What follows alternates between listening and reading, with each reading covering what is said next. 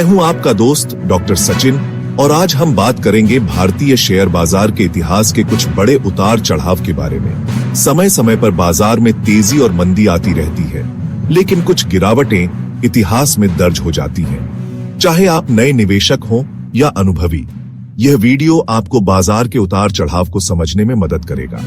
तो चलिए शुरू करते हैं।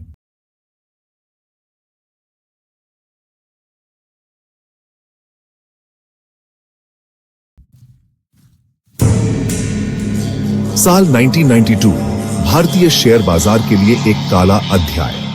हर्षद मेहता ने बैंकिंग सिस्टम का गलत फायदा उठाकर शेयरों की कीमतें बढ़ाईं और जब सच्चाई सामने आई तो बाजार में भूचाल आ गया।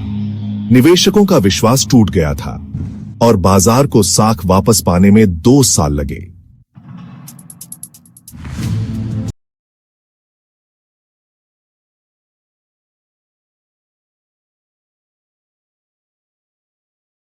(1997) में एशियाई अर्थव्यवस्थाओं को एक बड़ा झटका लगा जब थाईलैंड से शुरू हुआ वित्तीय संकट पूरे क्षेत्र में फैल गया। भारत भी इससे अछूता नहीं रहा और बॉम्बे स्टॉक एक्सचेंज सेंसेक्स में गिरावट देखने को मिली। हालांकि भारत की मजबूत नीतियों और रिजर्व बैंक के प्रयासों से बाजार को संभलने में मदद मिली।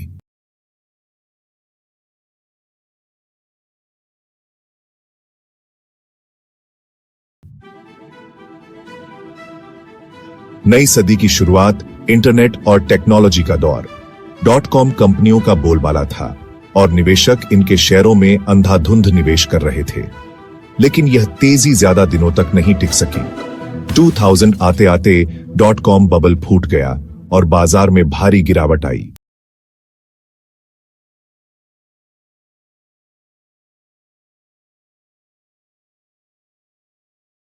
नेतृत्व में यूपीए सरकार सत्ता में आई तो बाजार में अनिश्चितता का माहौल बन गया।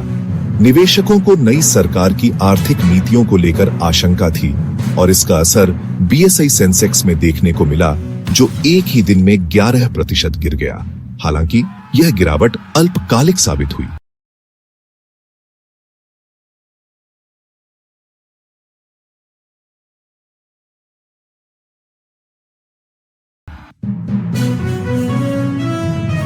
(2008) 2008 में अमेरिका से शुरू हुआ सब प्राइम मॉर्गेज संकट पूरी दुनिया में फैल गया और वैश्विक वित्तीय संकट बन गया।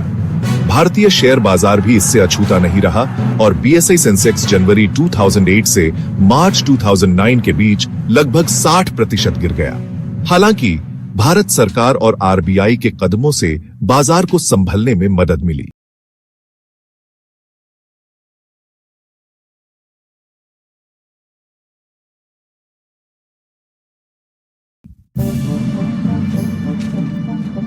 (2015) के मध्य में चीन में मंदी की आहट ने वैश्विक बाजारों को हिला दिया। कच्चे तेल की कीमतों में गिरावट और विदेशी निवेशकों द्वारा धन निकासी से भारतीय बाजार में गिरावट। हालांकि भारत की मजबूत घरेलू मांग और सरकार के सुधारवादी कदमों से बाजार को सहारा मिला।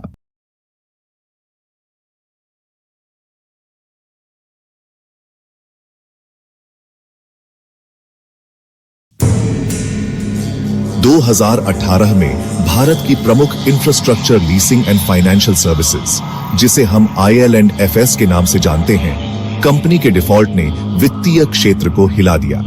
बाजार में अनिश्चितता का माहौल बन गया और सेंसेक्स में 10% की गिरावट आई।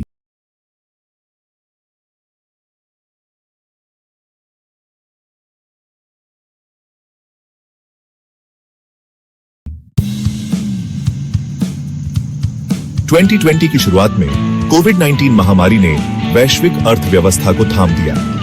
लॉकडाउन और आर्थिक गतिविधियों में कमी से भारतीय शेयर बाजार में भारी गिरावट आई। बीएसई सेंसेक्स मार्च 2020 में लगभग 28% गिर गया। सरकार के राहत पैकेज और आरबीआई के कदमों से बाजार को संभलने में मदद मिली।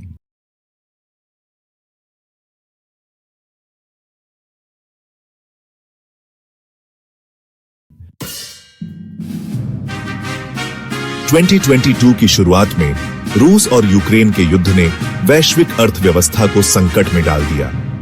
ऊर्जा की कीमतों में बढ़ोतरी, आपूर्ति श्रृंखला में व्यवधान और बढ़ती मुद्रास्फीति ने वैश्विक बाजारों में अस्थिरता बढ़ा दी। भारतीय शेयर बाजार पर भी असर पड़ा।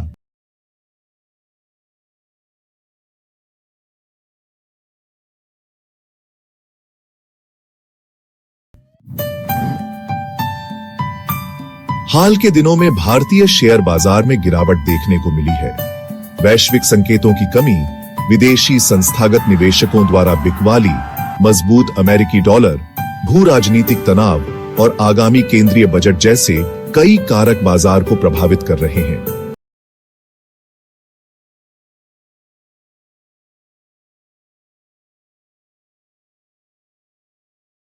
हालांकि भारतीय शेयर बाजार ने हमेशा चुनौतियों का डटकर सामना किया है।